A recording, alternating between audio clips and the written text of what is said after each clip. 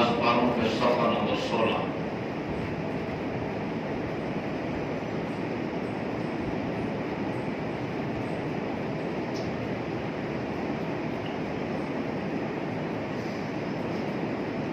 أعوذ بالله من الشيطان الرجيم بسم الله الرحمن الرحيم وإن أحد من المشركين استجارك فأجره حتى يسمع كلام الله ثم أبلغه مأمنه ذلك بأنهم قوم لا يعلمون كيف يكون للمشركين عهد عند الله وعند رسوله إلا الذين عاهدتم عند المسجد الحرام فما استقاموا لكم فاستقيموا لهم إن الله يحب المتقين كيف وإن يظهروا عليكم لا يرقبوا فيكم إلا ولا ذمة يرضونكم بأفواههم وتأبى قلوبهم وأكثرهم فاسقون اشتروا بآيات الله ثمنا قليلا فصدوا عن سبيله إنهم ساء ما كانوا يعملون لا يرقبون في مؤمن إلا ولا ذمة وأولئك هم المعتدون صدق الله العظيم۔ ترجمہ: وَإِنْ اور اگر احد کوئی ایک من المشرکین مشرکین میں سے استجارک تجھ سے طلب کرے پناہ فأجرہ بس اس کو پناہ دو حتی یہاں تک یسمع سن لے کلام اللہ اللہ کے کلام کو ثم پھر ابلغہ اس کو پہنچا دو مأمنہ اس کے امن کی جگہ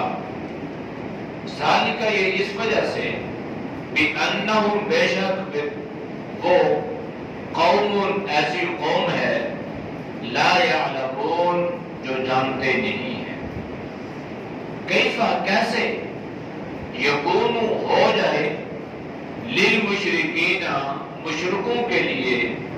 عہد کوئی عہد کوئی معاہدہ عند اللہ اللہ کے ہاں وعند رسولہ اور رسول اللہ کے ہاں الا الذین مگر وہ لوگ عاہدتم کہ تم سے عہد کیا عند المسجد الحرام مسجد حرام کے نزدیک فما پس جو استقاموا قائم رہے لکم تمہارے لیے فاستقیموا پس تم قائم رہو لہم ان کے لیے ان اللہ بے شک اللہ یحب پسند کرتا ہے المتقین پرہیزگاری اختیار کرنے والوں کو کیفا کیسے یا کیوں وَإِنْ اور اگر یظہروا وہ ظاہر ہو جائیں یعنی غالب ہو جائیں علیکم تم پر لا یرقبوا لحاظ نہیں کریں گے فیکم تمہارے بارے میں الا کسی قرابت کا ولا ذمہ اور نہ کسی عہد کا یرضونکم تمہیں راضی کرتے ہیں بِأَفْوَاهِهِمْ اپنے منہ کی باتوں سے وَتَأْبَى اور انکاری ہیں قُلُوبُهُمْ ان کے دل وَأَكْثَرُهُمْ اور اور ان میں سے زیادہ فاسقون حد سے بڑھنے والے ہیں، فاسق ہیں۔ اشتروا خریدتے ہیں بآیات اللہ، اللہ کی آیات کو، ثمنا قلیلا تھوڑی قیمت کے بدلے میں، فصدوا بس روکتے ہیں، عن سبیلہ اس کے راستے سے، انہو بے شک وہ سا برا ہے، ما کانوا یعملون جو وہ کرتے ہیں۔ لا یرقبون خیال نہیں کرتے یا لحاظ نہیں کرتے، فی مؤمن ایمان والوں کے بارے میں، الا کسی قرابت کا، ولا ذمہ اور نہ کسی عہد کا، وَأُولَٰئِکَ اور یہی وہ لوگ ہیں، ہم المعتدون وہ حد سے بڑھنے والے ہیں۔ آیات کا ما قبل آیات کے ساتھ ربط یہ ہے کہ اللہ نے اس سورہ مبارکہ میں مشرکین سے برات کا اعلان فرمایا تھا۔ یہ اعلان تو 9 ہجری کو ہوا، لیکن اس کے ضمن میں اس کی علت، اس کی وجوہات کو اللہ نے بعد میں بیان فرمایا کہ ان سے اعلان برات کن وجوہات کی بنا پر ہوا، ان سے اللہ اتنا سخت غضبناک کیوں ہوا۔ تو گزشتہ آیات میں اللہ نے ان وجوہات کو بیان فرمایا تھا، اور میں نے اس بات کو پہلے دن سے ذکر کیا تھا کہ ان آیات کا سیاق و سباق ما قبل آیات کے ساتھ ربط اور تعلق جو ہے، مفسرین نے لکھا ہے کہ یہ سب سے زیادہ مشکل ہے۔ ترجمے میں آسان ہے، عبارت میں آسان ہے،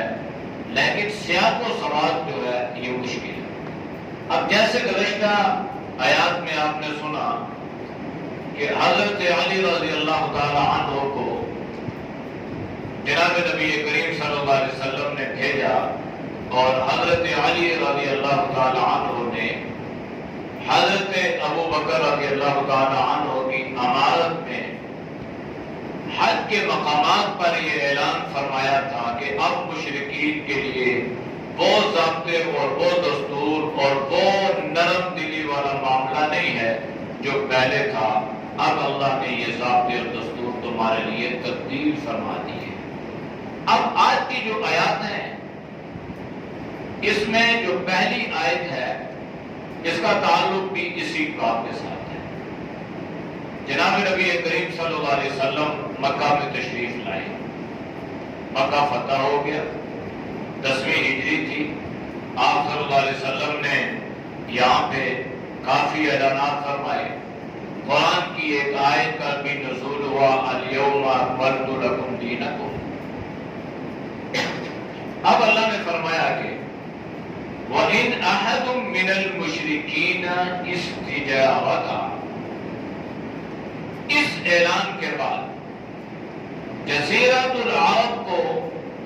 ان مشرکوں کی حرکتوں سے اور ان کے بتوں سے پاک کر دیا گیا، لیکن اس میں اللہ نے تھوڑی سی کو چھوٹ دی۔ چھوٹ پہلے بھی دی تھی نا، مہلت تو اللہ نے پہلے بھی انہیں دی تھی کہ فوراً ان کے لیے یہ جو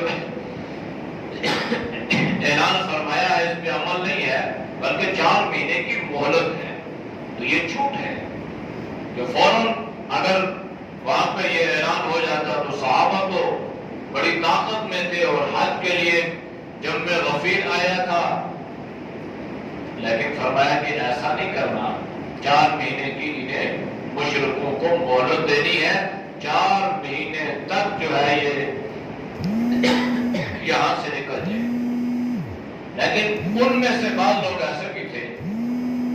وَإِنْ أَحَدٌ مِّنَ الْمُشْرِكِينَ، جب یہ اعلان ہوا نا تو اس اعلان کے بعد جب بات پھیلی تو اس وقت بعض مشرکوں نے اسلام کی حقانیت پر غور کرنا شروع کیا کہ یہ اسلام کیسا مذہب ہے کہ کچھ عرصہ پہلے تو یہاں سے ان کو نکالا گیا اور آج یہ آگے ہمارے بارے میں یہ اعلان کر رہے ہیں کہ تمہیں 4 مہینے کی مہلت ہے، نکل جاؤ، تو لہذا اس کا مطالعہ تو کریں، اس کو دیکھیں تو صحیح، اس کی حقانیت کو سمجھنے کی کوشش تو کریں۔ چنانچہ جب انہوں نے سمجھنے کی کوشش کی نا تو اللہ نے ان لوگوں کو دین میں شامل کیا اور فرمایا کہ ان مشرکوں میں سے اگر کوئی مشرک استجارہ تھا، آپ سے پناہ طلب کر لیتا ہے، آپ سے امان طلب کرتا ہے تو وہ مشرک ہے لیکن وہ آپ سے امان طلب کر رہا ہے، اور یہ ضابطہ اور دستور پہلے سے بھی ہے، اب بھی ہے۔ یہاں پر سفارت نامے ہیں، سفیر ہے، اور ایک ملک کا سفیر دوسرے ملک میں، تیسرے ملک میں، اور وہاں کے یہاں، یہاں کے وہاں۔ حالت جنگ میں بھی اگر یہ دونوں ملک مثال کے طور پہ انڈیا پاکستان ہے تو اگر یہ دونوں ملک آپس میں خدا نخواستہ لڑ بھی جاتے ہیں تو بھی سفارتی تعلقات کی بنیاد پر سفیروں کو امن ملے گا، ان کو پناہ ملے گی، ان کے ساتھ کوئی چھیڑ چھاڑ نہیں کی جائے گی۔ یہ ضابطے پہلے بھی تھے، یہ ضابطے اب بھی ہیں، اور اسلام نے پہلے سے ان ضابطوں کو بیان کیا ہے۔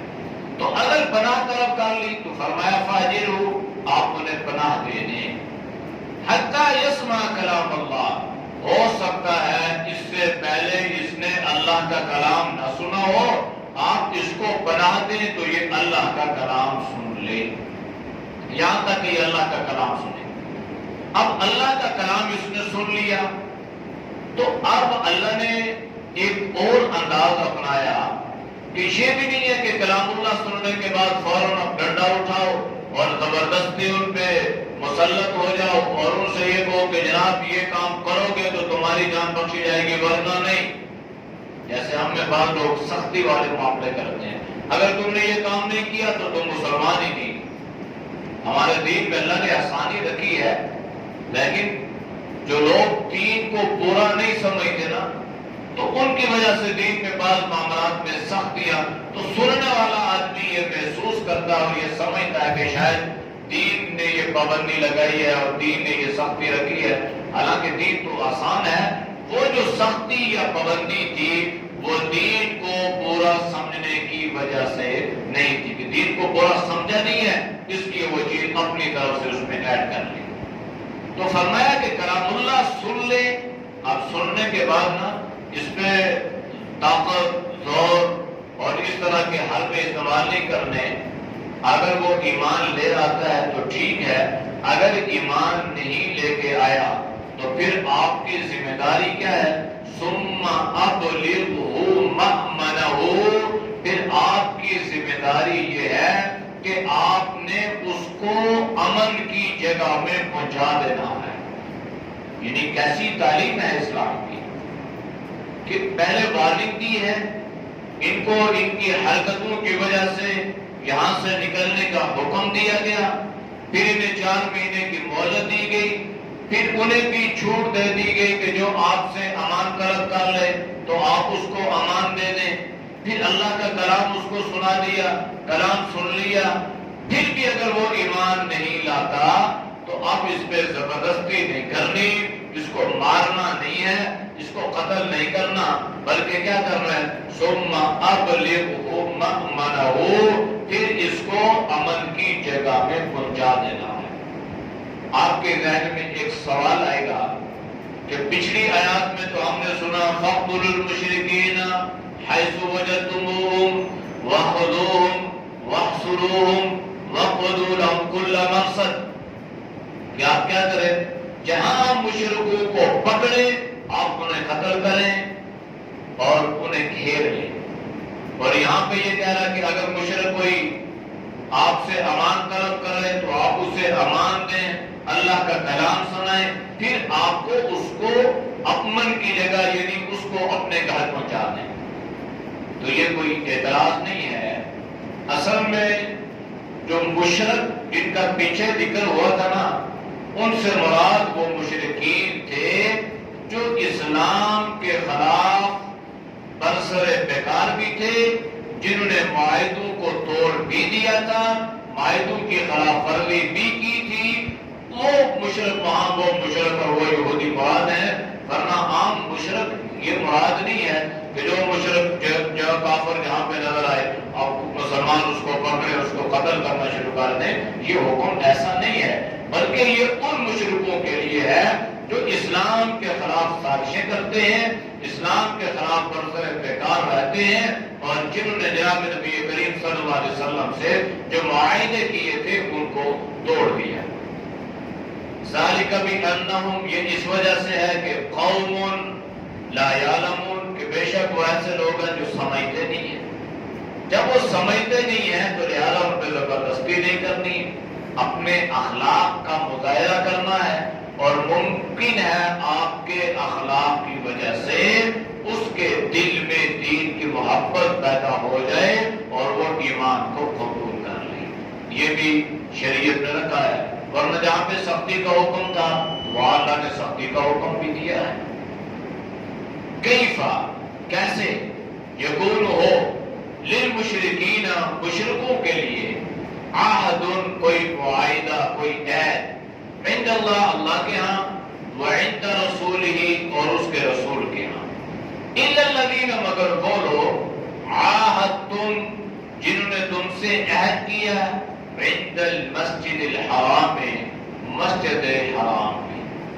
اب یہ جو عہد ہے نا، یہ کون سا عہد مراد ہے؟ اس عہد سے مراد صلح حدیبیہ والا عہد مراد ہے، اور صلح حدیبیہ سن 6 ہجری میں ہوئی، پہلے ذکر 9 کا تھا، اب 6 پہ بات آ گئی۔ اب ہوا یہ تھا کہ جناب نبی کریم صلی اللہ علیہ وسلم نے اپنی حکمت سے اور اپنی سیاست سے اور اپنے تدبر سے اہل مکہ کے ساتھ کچھ ایسے معاہدے فرمائے تھے جو ظاہری طور پر صحابہ کو سمجھ نہیں آ رہے تھے، اور وہ یہ سمجھ رہے تھے کہ شاید یہ ہماری کمزوری ہے یا ہماری بزدلی ہے یا ہماری کم ہمتی ہے کہ اللہ کے نبی نے ایسے معاہدے کر دیے۔ اب دیکھیں نا، بیلنس ہو، اصول ہو، معاہدہ تو برابر برابر ہے، یہاں پہ برابری نہیں ہے۔ بھائی مکہ سے کوئی آدمی مدینہ آ جائے تو مدینے والے اس کو واپس کریں گے، واپس کرنے کے پابند ہوں گے، لیکن مدینہ سے کوئی آدمی مکہ چلا جائے تو مکہ والے اس کو واپس نہیں کریں گے، نہ واپس کرنے کے پابند ہوں گے۔ اب یہ ظاہری طور پر یہ کوئی ایسی بات ہے کہ جس سے انسان کی بزدلی یا کم ہمتی ظاہر ہوتی ہے، لیکن اللہ کے نبی صلی اللہ علیہ وسلم چونکہ سیاسی تدبر اور شعور اور حکمت، دانائی اور بصیرت اللہ نے آپ کو عطا فرمائی تھی، باوجود اس کے کہ صحابہ ناراض ہو رہے تھے، اللہ کے نبی نے حضرت عمر کو غصے سے فرمایا عمر ٹھنڈے ہو جاؤ، حضرت ابوبکر رضی اللہ تعالیٰ عنہ نے فرمایا عمر ٹھنڈے ہو جاؤ، یعنی حضرت عمر اس قدر جوشیلے اور اس قدر غصے میں تھے کہ وہ اللہ کے نبی سے، یا اللہ کیا آپ اللہ کے سچے نبی نہیں ہیں؟ کیا ہمارا دین سچا نہیں ہے؟ کیا اس طرح کے سوالات؟ اللہ کے نبی نے فرمایا حوصلہ رکھو، سب سچا ہے، یہ کچھ حکمت کچھ سیاست تمہیں بعد میں سمجھ آئے گی۔ تو وہ جو معاہدے ہوئے تھے نا، تو ان معاہدوں کی خلاف ورزی سب سے پہلے مکہ والوں نے خود کی، معاہدے توڑ دیے۔ جب یہ معاہدے توڑ دیے نا انہوں نے، تو انہیں اس بات کا احساس ہوا کہ ہم نے تو خود یہ معاہدے توڑے ہیں اور ہم نے یہ بڑی غلطی کی ہے، لہذا ہمیں ان معاہدوں کی تجدید کرنی چاہیے۔ اور پہلے یہ بات گزر چکی ہے کہ اللہ نے فرمایا کہ یہ جو اعلان برات ہے نا، یہ ان معاہدوں کے توڑنے کی وجہ سے ہے۔ پہلے معاہدے انہوں نے توڑ دیے، جنہوں نے معاہدہ کیا ہوا ہے اس کی پاسداری تو کرنی ہے، لیکن نیا معاہدہ نہیں کرنا، بس بات ختم ہو گئی۔ تو اب مشرکین مکہ نے ابو سفیان کو، جو مکہ کے سردار تھے، رئیس تھے، مکہ سے مدینہ بھیجا اور اس معاہدے کی تجدید کے لیے بھیجا کہ آپ جائیں اور ان سے یہ معاہدہ کریں، تجدید کر لیں کہ ہم سے غلطی ہو گئی ہے، ہم اسی معاہدے کی اثر کو تجدید کرتے ہیں۔ ابو سفیان کو بھی اللہ نے بڑی حکمت عطا فرمائی تھی، تو ابو سفیان نے سوچا کہ رسول اللہ صلی اللہ علیہ وسلم کے ملنے سے پہلے میں حضرت علی کے قرابت داری بھی ہے، رشتہ داری بھی ہے، اور حضرت علی کی رسول اللہ سے بھی ہے ہمارے، تو میں حضرت علی کے پاس جاؤں، کچھ سفارش ہو جائے، کچھ میرے ساتھ جو ہے یہ 2 بندے چلے جائیں گے رسول اللہ کے پاس۔ اور دوسری ایک صحابیہ کا انتخاب فرمایا، حضرت ام حبیبہ، اور یہ ابو سفیان کی بیٹی تھی جو رسول اللہ کے نکاح میں تھی۔ ابو سفیان ابھی تک مسلمان نہیں ہوئے تھے۔ اب جب ابو سفیان یہ بات لے گئے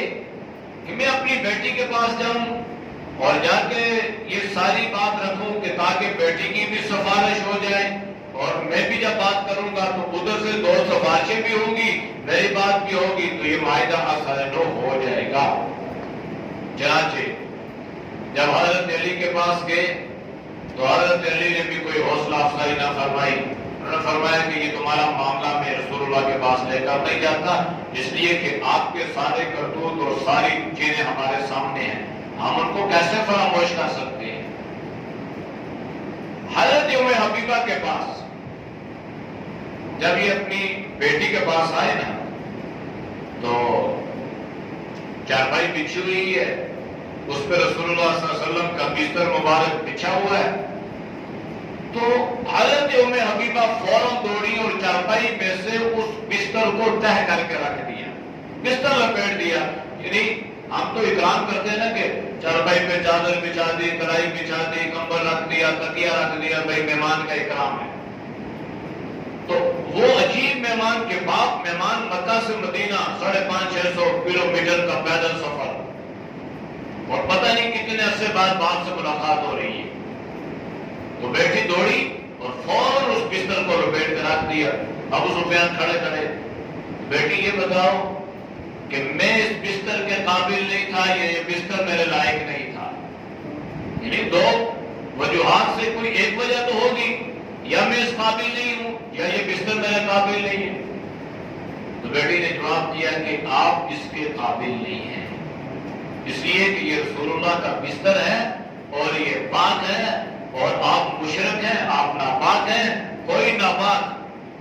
پاک بستر پر اس کو بیٹھنے کی اجازت۔ کیسی اللہ نے، کس نے تربیت کی، کس نے علم، یہ رسول اللہ صلی اللہ علیہ وسلم کی صحبت سے اللہ نے یہ بات عطا فرمائی، ورنہ رسول اللہ نے تو ایسا نہیں فرمایا تھا کہ اگر تمہارا باپ آئے تو تم نے یہ سلوک کرنا ہے،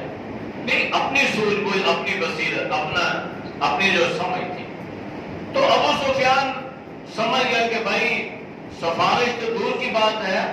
بات کرنا تو دور کی بات ہے، بیٹی تو میرے لیے بستر اٹھا رہی ہے، بیٹیاں تو بستر بچھاتی ہیں۔ تو وہ جو مقصد کی بات تھی نا، جس مقصد کے لیے ابو سفیان آئے تھے، وہ مقصد کی بات کی نہیں، تھوڑی دیر بیٹھے اور رسول اللہ کی خدمت میں چلے گئے اور جا کے عرض کرنے لگے، بھائی میں تو مکہ سے لوگوں نے مجھے آپ کے پاس اس لیے بھیجا ہے کہ وہ جو عہد تھے نا، وہ اس کی خلاف ورزی ہو گئی، اس کی پاسداری یا تجدید کے لیے میں آپ کی خدمت میں حاضر ہوا ہوں۔ تو رسول اللہ نے قرآن کی آیت پڑھ کے سنائی، بھائی پہلے تو اللہ نے ہمیں اختیار دیا تھا، اب یہ اختیار ختم ہو گیا، اب اللہ نے مشرکوں سے معاہدہ کرنے سے ہمیں منع کر دیا۔ تو جب یہ باتیں ہونے لگی نا، تو بہت سارے لوگ بھی ہوتے ہیں اور سلو پسند لوگ بھی ہوتے ہیں، تو ممکن ہے ان کے ذہن میں یہ خیال یا یہ بات آئی ہو کہ رسول اللہ صلی اللہ علیہ وسلم کو ان کے ساتھ سلو کر لینی چاہیے یا معاہدہ کر لینا چاہیے یا اس معاہدے کی تجدید کر لینی چاہیے۔ یہ ابو سفیان بیچارہ مارا ان کے پیچھے پھر رہا ہے، انہیں چاہیے کہ یہ قبیلے کا بڑا سردار ہے، مکہ سے آیا ہے، آپ کی خدمت میں آیا ہے، اور رسول اللہ کا سسر بھی ہے، ان کی جو بیٹی ہے رسول اللہ کی زوجہ مکرمہ ہے۔ تو یہ ساری باتیں جب ہونے لگی نا، تو اللہ نے قرآن کی یہ آیت اتار دی اور اس میں فرما دیا، کیف یکون للمشرکین اب کیسے ہو مشرکوں کے لیے عہد کوئی عہد عند اللہ اللہ کے ہاں وعند رسولہ رسول اللہ صلی اللہ علیہ وسلم کے ہاں، یعنی اب نئے عہد کرنے کی جو وقت تھا وہ ختم ہو چکا، اب کوئی ان سے کوئی عہد نہیں ہے۔ ہاں البتہ الا الذین، مگر وہ لوگ عاہدتم جنہوں نے عہد کیا عند المسجد الحرام، مسجد حرام کے پاس، یعنی صلح حدیبیہ، اور ان میں سے بالخصوص وہ لوگ فاستقاموا لکم جو اپنے کیے پہ قائم رہے آپ کے لیے، فاستقیموا لہم آپ بھی ان کے لیے قائم رہے، یعنی جنہوں نے معاہدے کی پاسداری کی ہوئی ہے ابھی تک معاہدے کو توڑا نہیں ہے، آپ بھی نہ توڑیں، جنہوں نے توڑ دیا آپ ان کے ساتھ توڑ دیں، اور اب ان کے ساتھ نیا معاہدہ کرنے کی ضرورت بھی نہیں ہے۔ ان اللہ یحب المتقین، بے شک اللہ پسند فرماتا ہے متقی لوگوں کو، تقوی اختیار کرنے والوں کو۔ کیف، اس طرح، یعنی اب آپ ان سے کیوں معاہدہ کریں؟ وَإِن يَظْهَرُوا عَلَيْكُمْ، اگر یہ لوگ آپ پر غالب ہو جائیں تو لا يَرْقُبُوا فِيكُمْ، تو یہ تو آپ کا لحاظ نہیں کرتے نا، ابھی تو یہ ان کو معاہدے کی اس لیے پڑی ہے کہ ان کو پتہ چل گیا ہے کہ اب ہم ان پہ غالب نہیں ہو سکتے۔ ایک تو غزوہ بدر، غزوہ احد، پھر اسی طرح حدیبیہ کے یہ سارے معاملات سامنے تھے، لہذا انہیں سمجھ آ چکی تھی کہ ہم اب ان کا مقابلہ کرنے کے قابل نہیں رہے، تو اللہ نے فرمایا یہ وہ لوگ ہیں اگر بالفرض یہ لوگ آپ پر غالب آ جائیں تو یہ تو نہ آپ کی قرابت کا خیال کریں اور نہ کسی عہد کا خیال کریں۔ یہ سارے قرابت دار تھے نا، غزوہ بدر ایسا غزوہ تھا جس میں باپ ادھر، بیٹا ادھر، بھائی ادھر، اس طرح کا غزوہ تھا۔ صلح حدیبیہ میں بھی ان کے رشتہ دار تھے، اور حضرت عثمان کو بھی اسی لیے بھیجا گیا تھا کہ بھی آپ کے رشتہ دار ہیں، شاید آپ کی عزت کریں۔ تو فرمایا کہ جب یہ لوگ نہ قرابت داری کا خیال کرتے ہیں اور نہ کسی عہد کی پاسداری کرتے ہیں، اگر یہ آپ پر غالب آ جائیں تو یہ کوئی چیز نہیں دیکھتے، تو اب آپ کو بھی دیکھنے کی ضرورت نہیں ہے، اس لیے کہ اب اللہ نے آپ کو بھی غلبہ عطا فرما دیا ہے۔ یرضونکم بافواہہم، یہ ان کی منہ کی باتیں ہیں، یہ اپنے باتوں سے آپ کو راضی کرنے کی کوشش کرتے ہیں۔ صورتحال یہ ہے وَتَأْبَى قُلُوبُهُمْ، ان کے دل ابھی تک انکاری ہیں، یعنی ابھی تک ان کے دل میں جو خباثت ہے وہ بھری ہوئی ہے، لہذا آپ نے ان سے کوئی عہد نہیں کرنا۔ وَأَكْثَرُهُمْ فَاسِقُونَ، ان میں سے زیادہ جو ہے فاسق ہے۔ فسق بمانے گناہ بھی ہے اور فسق بمانے حد سے تجاوز کرنا بھی ہے۔ گناہ تو گناہ ہے، یہ گناہ اس وقت انتہائی خطرناک ہو جاتا ہے جب انسان اس گناہ کی بھی حدود کو پلانگے۔ اشتروا خریدا، اشترایا یہ خریدنا ہوتا ہے، اور بیعٌ کا معنی بیچنا، یہ جو بیعٌ باع بیچنے والا اور مشتری جو ہے یہ خریدنے والا۔ اب ظاہری بات ہے کوئی چیز بیچے گا تو دوسرا خریدے گا، تو فرمایا کہ اشتروا بآیات اللہ، انہوں نے خریدا اللہ کی آیات کو سامانا قلیلا، تھوڑی قیمت کے بدلے میں۔ کیا مطلب؟ یعنی تھوڑی سی دنیا پرستی یا دنیا کی تھوڑی سی سرداری یا دنیا کا تھوڑا سا بڑا پن کہ اگر ہم نے ایمان قبول کر لیا تو ہماری یہ سرداری خطرے میں پڑ جائے گی، لہذا تھوڑی سی دولت، تو اس لیے یہ اللہ کی آیات کے ساتھ یہ سودے بازی کرتے ہیں۔ فصدوا عن سبیل اللہ، اور اسی بنیاد پر سے یہ لوگوں کو اللہ کے راستے سے روکتے ہیں۔ انہم ساء ما کانوا یعملون، یہ جو کر رہے ہیں یہ انتہائی برا کام ہے، بری حرکتیں ہیں اور برائی ہے جو یہ کر رہے ہیں۔ اور صورتحال یہ ہے لا يرقبون، دوبارہ تسلسل سے اللہ نے ذکر فرمایا کہ یہ لوگ خیال نہیں کرتے، لحاظ نہیں کرتے۔ اگر اب ہم دیکھیں نا تو اب بھی ایسے ہی ہے نا، جہاں پر کافروں کو اللہ نے غلبہ عطا فرمایا ہے وہاں پر کافر مسلمانوں کا لحاظ نہیں کرتے، مسلمانوں کو غلبہ دیا مسلمان پھر بھی لحاظ کرتے ہیں۔ تو یہ پہلے بھی تھا بھی تھا، اللہ نے فرمایا کہ یہ ایسے لوگ ہیں لا يرقبون، خیال نہیں کرتے، لحاظ نہیں کرتے، فی مؤمن، ایمان والوں کی، الا ولا ذمہ، نہ قرابت داری کی، رشتہ داری کی، اور نہ ہی کسی وعدے کی کسی عہد کی، وَأُولَٰئِكَ هُمُ الْمُعْتَدُونَ، اور یہ وہ لوگ ہیں جو حد سے بڑے ہوئے ہیں۔ اعوذ باللہ من الشیطان الرجیم، بسم اللہ الرحمن الرحیم، وَإِنْ أَحَدٌ من المشركين استجارك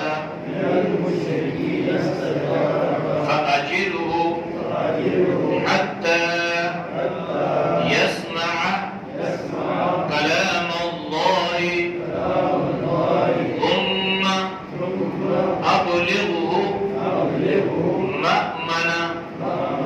ذلك بأنهم قوم لا يعلمون كيف يكون للمشركين عهد عند الله وعند رسوله إلا الذين عاهدتم عند المسجد الحرام فما استقاموا لكم فاستقيموا لهم إن الله يحب المتقين كيف وإن يظهروا عليكم لا يرقبوا فيكم إلا ولا ذمة يرضونكم بأفواههم وتأبى قلوبهم وأكثرهم فاسقون اشتروا بآيات الله ثمنا قليلا فصدوا عن سبيله إنهم ساء ما كانوا يعملون لا يرقبون في مؤمن إلا ولا ذمة وأولئك هم المعتدون. الحمد لله رب العالمين والعاقبة للمتقين والصلاة والسلام على خير خلقه محمد وعلى آله وصحبه أجمعين. یا اللہ ہم سب کے صلی اللہ گناہ کو معاف فرما، یا اللہ گناہوں سے حفاظت فرما، یا اللہ نیک اعمال کی توفیق نصیب فرما، یا اللہ برے اعمال سے، برے خیرات سے، برے راستوں سے، بری شعبوں سے اللہ تو ہم سب کی حفاظت فرما۔ یا اللہ جتنے دوست اور بزرگ تیری رضا کے لیے درس قرآن سنتے ہیں اللہ ان کے سننے کو قبول فرما۔ یا اللہ تو سب کی جان میں، مال میں، ایمان میں، صحت میں اللہ برکتیں عطا فرما۔ ہر پریشانی مصیبت سے اللہ تو ہم سب کی حفاظت فرما۔ یا اللہ ہمارے اس عمل کو ہم سب کی زندگیوں کے لیے ہدایت کا ذریعہ بنا۔ یا اللہ پوری امت کے لیے ہدایت کا ذریعہ بنا۔ یا اللہ ہم سب کی بخشش اور مغفرت کا ذریعہ بنا۔ وصلی اللہ تعالی علی نبی الامی وعلی آلہ وصحبہ اجمعین برحمتک یا